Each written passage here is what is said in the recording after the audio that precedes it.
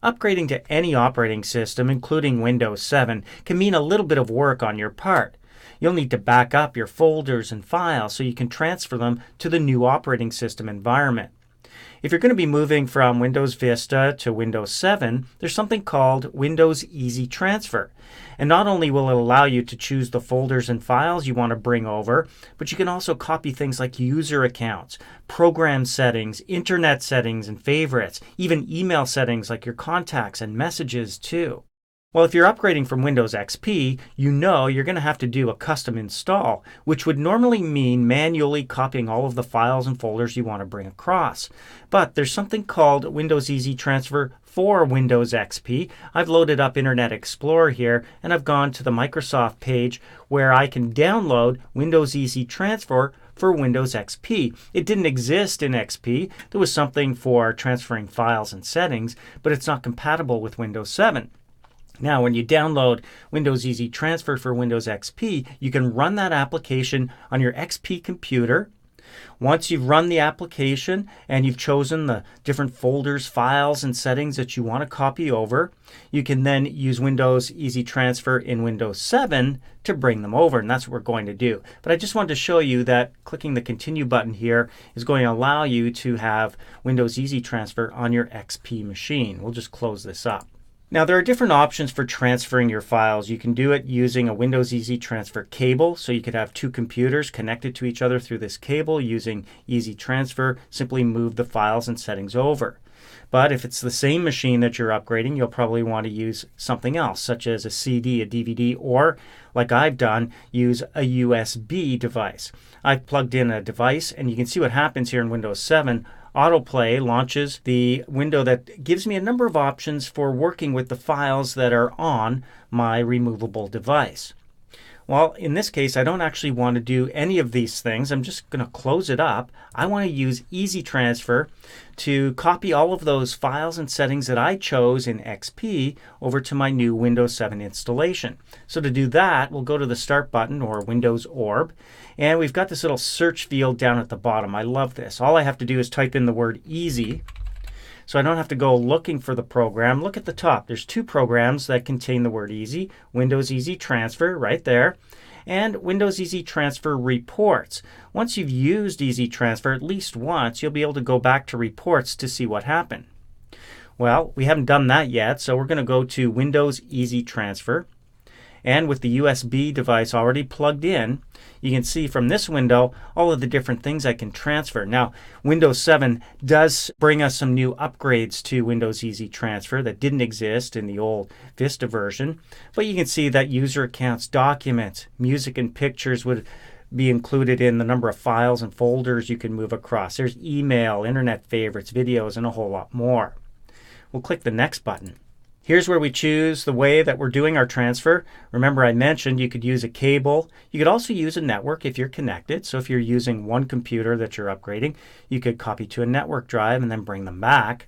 These two options are probably the best and allow you to transfer the most. But with an external hard disk or a USB flash drive like we've got here, you might be limited in space and may need to repeat the process a few times before you get everything moved over.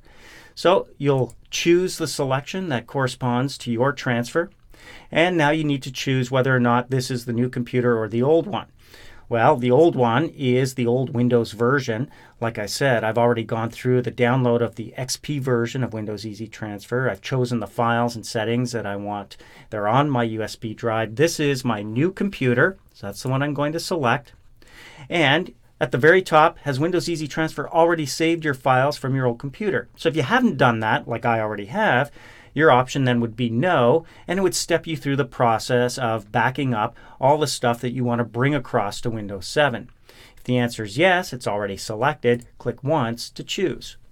Well, there's my removable disk right down there. With it selected, I click Open, and you can see there's one file here, and it's just named automatically as I hover over it. It is an Easy Transfer file. You can see the date it was modified and the size.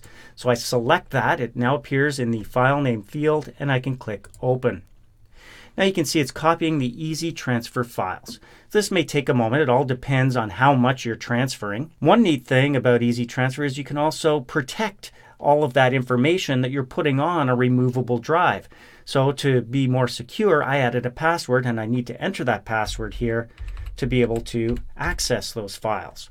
This way, I know that only I know the password and nobody else could get access to those files and settings. So now I get to choose what I want to transfer to this computer. It's going to show me everything I've chosen. I've got some shared items. I've got one of the user accounts with some of those user settings. They're both checked off by default. If you selected more, you're going to see the full list here on this screen. All you have to do now is click Transfer. And you can see easy transfer file size. There it is, the 160 megs in my case. And you'll see the progress as those files are being transferred. And remember, it's not just files and folders. It could be any program settings you chose. User accounts like we have here for Karen. It could be program settings. It could be your favorites, for example, in Internet Explorer. So they're going to show up as well. Once they're all transferred, you can see what was transferred or simply close.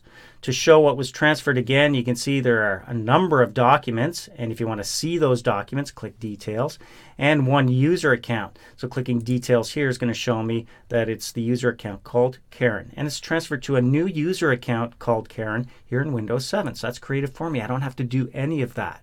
So I'm going to close this up. This is the Windows Easy Transfer report. If at any time I want to go back to that, and after I've closed up Windows Easy Transfer, remember, we can go to the Start button or Windows Orb. Type in the word Easy. This time we're going to choose Windows Easy Transfer Reports.